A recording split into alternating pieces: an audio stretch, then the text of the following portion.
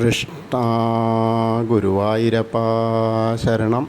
ഗുരുവായൂരപ്പൻ്റെ ഉച്ചപൂജയും കളഭാലങ്കാരമൊക്കെ കഴിഞ്ഞു, നട തുറന്നു. അപ്പോൾ നമുക്ക് ഗുരുവായൂരപ്പനെ കാണാൻ പോകണ്ടേ.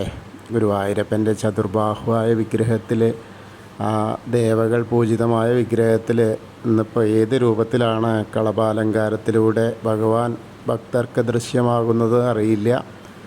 നമുക്ക് പോയി നോക്കാം. ആദ്യം തന്നെ കിഴക്കേ നടയിൽ വന്ന്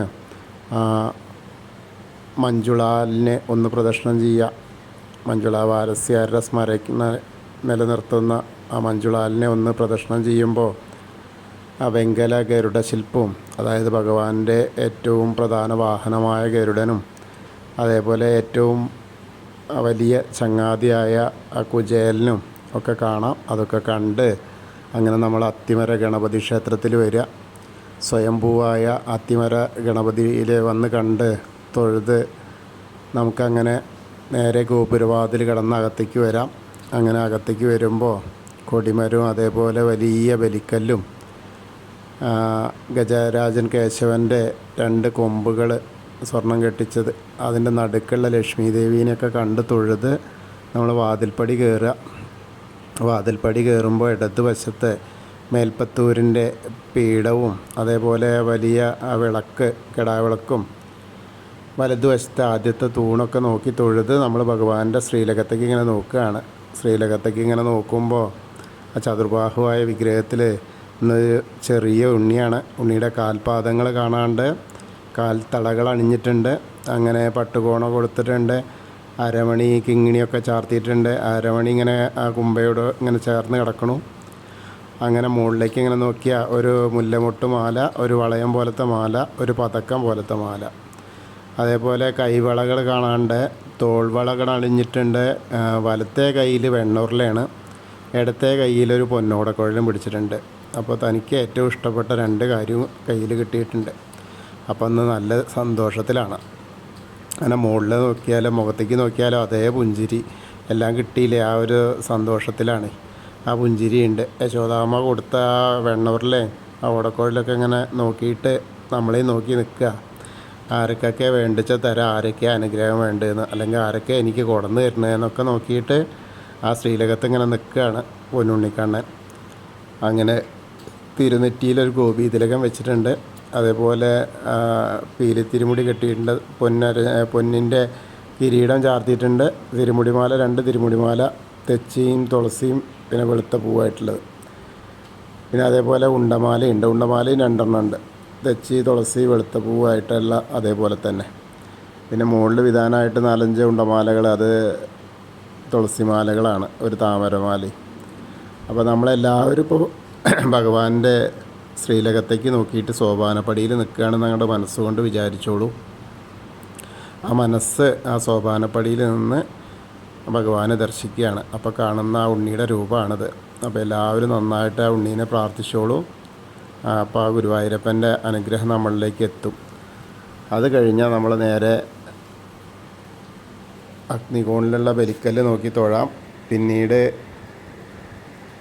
തിടപ്പള്ളി, ഭഗവാന്റെ തിടപ്പള്ളി, അതേപോലെ ചുവരിൻ്റെ മുകളിലേക്ക് ഇങ്ങനെ നോക്കിയാൽ ചെറിയ ആലിലക്കണ്ണനെ വരച്ചത് കാണാം. പിന്നെ സപ്തമാതാക്കളും കണ്ട് തൊഴാം. പിന്നീട് അങ്ങനെ വന്ന് ഗണേശനെ കാണാനായിട്ട് പോവാം. അവിടെയൊക്കെ ചെറുതായിട്ട് തിരക്കുണ്ട്. ഇന്നിപ്പോൾ എന്താ വെച്ചാൽ 250ൻ്റെ മേലെ കല്യാണങ്ങൾ, അതിൻ്റെയൊക്കെ തിരക്കാണ്, നല്ല തിരക്കാണ്. അപ്പോൾ അവിടെ വന്ന് തൊഴാം. ഗണേശനെ നോക്കുമ്പോൾ കിരീടം വെച്ചിട്ടുണ്ട്. മുഖത്ത് കളഭം കൊണ്ടായിട്ടില്ല. കഴുത്തിൽ നെക്ലസ് മാല ചാർത്തിയിട്ടുണ്ട്. നല്ലൊരു പാവുകൊണ്ട് ഉടുപ്പിച്ചിട്ടുണ്ട്. പിന്നെ ധാരാളം പൂക്കളുണ്ട്. അപ്പോൾ ഗണേശനെ പ്രാർത്ഥിക്കാം. ഏകദന്തം മഹാകായം തപ്തകാഞ്ചന സന്നിഭം ലംബോദരം വിശാലാക്ഷം വന്ദേഹം ഗണനായകം. അത് കഴിഞ്ഞ് സരസ്വതിയിലേക്ക് നോക്കുക. സരസ്വതി ദേവീനെ കാണാം. സരസ്വതി നമസ്തുഭ്യം വരദേ കാമരൂപിണി വിദ്യാരംഭം കരിഷ്യാമി സിദ്ധിർഭവതു മേ സദാ. അത് കഴിഞ്ഞ് അവിടുന്ന് ഇങ്ങനെ വരുമ്പോൾ കോർണറിലെത്തിയ ചെറിയ ഗണേശനെ കണ്ടു തൊഴാം. പിന്നെ മത്സ്യം, കൂർമ്മം, വരാഹം, നരസിംഹം വരെയുള്ള രൂപങ്ങളൊക്കെ കണ്ട് തൊഴുത് മേൽശാന്തി അവിടുന്ന് അർച്ചന പ്രസാദമൊക്കെ വാങ്ങാം. വാമനരൂപവും ഗജേന്ദ്രമോക്ഷത്തിൻ്റെ രൂപമൊക്കെ കണ്ടു തൊഴാം. പിന്നീട് അങ്ങനെ അനന്തശായിയായ അനന്തപത്മൻ്റെ കൂടെ ഒന്ന് വന്ന് തൊഴാം. അനന്തപത്മനാഭസ്വാമീനെ കണ്ട് തൊഴാം.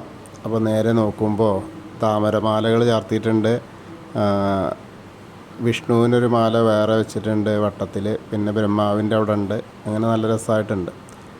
പിന്നെ ഗരുഡാരൂഢനായിരിക്കുന്ന മഹാവിഷ്ണുവിനെയും കണ്ട് തൊഴുത് നേരെ ശ്രീകോവിലിൻ്റെ പുറകുവശത്ത് വരിക.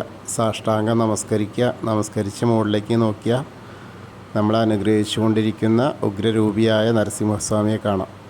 പിന്നീട് നമ്മൾ നേരെ ബാക്കിയുള്ള ദശാവതാര വിഗ്രഹങ്ങൾ ശ്രീരാമചന്ദ്രനും ബലരാമനും ഭാർഗവരാമനെയും ഒക്കെ കണ്ടു തൊഴാം. പിന്നെ ശ്രീകൃഷ്ണനെയും മുരുകനെയും കണ്ടു തൊഴുത് ഹനുമാൻ സ്വാമിയുടെ അടുത്ത് വരിക. ഹനുമാൻ സ്വാമിയുടെ അടുത്ത് വരുമ്പോൾ ഒന്ന് പ്രത്യേകിച്ച് വേറെ ഒന്നുമില്ല കേട്ടോ, കുറച്ച് കുങ്കുമം മാത്രമേ ഉള്ളൂ. അപ്പോൾ നമുക്ക് പ്രാർത്ഥിക്കാം. ത്വമസ്മിൻ കാര്യനിര്യാഗേ പ്രമാണം ഹരിസത്തമ ഹനുമാൻ യജ്ഞമാസ്തായ ദുഃഖക്ഷയകരോഭവ മനോജവം മാരുതതുല്യവേഗം ജിതേന്ദ്രിയം ബുദ്ധിമതാം വരിഷ്ഠം വാദാത്മജം വാനരയൂഥമുഖ്യം ശ്രീരാമദൂതം ശിരസാ നമാമി. ബുദ്ധിർബലം യശോധൈര്യം നിർഭയത്വം അരോഗത അജാഡ്യം വാക്പടുത്തം ഹനുമസ്മരണാത് ഭവേത്. ഓം നമോ ഭഗവതേ ആഞ്ജനേയായ മഹാബലായ സ്വാഹ. അത് കഴിഞ്ഞ് ഹനുമാൻ സ്വാമിയും തൊഴുത് കഴിഞ്ഞ് നമ്മൾ നേരെ രാധാകൃഷ്ണ വിഗ്രഹവും കാളിയമർദ്ദൻ രൂപവും വെണ്ണക്കണ്ണനെയൊക്കെ കണ്ട് തൊഴാം. പിന്നീട് ഓവിൻ്റെ അവിടെ വന്ന് പ്രാർത്ഥിക്കാം. അത് കഴിഞ്ഞ് തൊട്ടടുത്തുള്ള താമരക്കണ്ണനെ കണ്ട് തൊഴാം. പിന്നെ കൊടിമരത്തിലേക്ക് നോക്കി തൊഴാം. വീണ്ടും നമ്മൾ മണിക്കിണറും ഭഗവാന്റെ നൃത്താറിയും കിടാവൾക്കൊക്കെ കണ്ട് തൊഴുത് അടുത്ത അറയിലേക്ക് എത്തുമ്പോൾ കുറൂരമ്മയും നാരദരെയും വസുദേവരെയും മേൽപ്പത്തൂരിനെയൊക്കെ കണ്ട് തൊഴുത് നമ്മൾ വടക്കേ നടയിൽ കൂടെ പുറത്ത് വന്ന് പ്രസാദ കൗണ്ടറിലെത്തി ചന്ദനവും തീർത്തും വാങ്ങാം. അത് കഴിഞ്ഞ് എടത്തരികത്തുകാവിലെ ഭഗവതിയെ കാണാനായിട്ട് പോവാം. അങ്ങനെ നമ്മുടെ അടുത്ത് എത്തുമ്പോൾ ഒന്നും ഗോളക തന്നെയാണ്. അതേപോലെ ചുവന്ന പട്ട് ഉടുപ്പിച്ചിട്ടുണ്ട്. അതിന് മുകളിലൊരു പച്ച കളറ് പട്ട് ഉണ്ട്. പിന്നെ ധാരാളം ചുവന്ന പൂക്കൾ കൊണ്ടുള്ള മാലകളുണ്ട്, സ്വർണത്തിൻ്റെ മാലകളുണ്ട്. അപ്പോൾ നമുക്ക് അമ്മയെ പ്രാർത്ഥിക്കാം. സർവമംഗളമംഗല്യേ ശിവേ സർവാർത്ഥസാധികേ ശരണ്യേ ത്രയംബകേ ഗൗരി നാരായണി നമസ്തുതേ. അമ്മയെ കണ്ട് തൊഴുത് അവിടുന്ന് വരുമ്പോൾ കോർണറിലെത്തിയാൽ വടക്ക് പടിഞ്ഞാറ് ഭാഗത്തേക്ക് നോക്കി തിരിഞ്ഞ് നിന്ന് മമ്മിയൂരപ്പനെ മനസ്സിൽ വിചാരിച്ച് നമശിവായ നമശിവായ നമശിവായ എന്നുള്ള പഞ്ചാക്ഷരി മന്ത്രം ജപിക്കുക. അപ്പോൾ നമ്മൾ പോയിട്ട് മമ്മിയൂർ പോയി ദർശനം കിട്ടിയ പോലെയാവും. അത് കഴിഞ്ഞ് നമ്മൾ കൊടിമരത്തിൻ്റെ അവിടെ വന്ന് വീണ്ടും വെണ്ണക്കണ്ണനെ വെണ്ണയും പൊന്നോടക്കുഴലും പിടിച്ച് നിൽക്കുന്ന നമ്മൾ ചെറിയ ഉണ്ണിക്കണ്ണനെ കണ്ട് തൊഴുത് നമസ്കരിക്കാം. പിന്നീട് കൂത്തമ്പലത്തിൽ വന്ന് തൊഴുത് നമസ്കരിക്കാം. അങ്ങനെ അയ്യപ്പസ്വാമീനെ കണ്ട് തൊഴാനായിട്ട് വന്ന് അയ്യപ്പസ്വാമിയെ പ്രാർത്ഥിക്കാം. അങ്ങനെ നോക്കുമ്പോൾ കിരീടമൊക്കെ വെച്ചിട്ടുണ്ട്, നിറയെ മാലകൾ ചാർത്തിയിട്ടുണ്ട്, പട്ട് ഉടുത്തിട്ടുണ്ട്, ഞൊറിഞ്ഞു കൊടുത്തിട്ടുണ്ട്, ധാരാളം അർച്ചനപ്പൂക്കളുണ്ട്.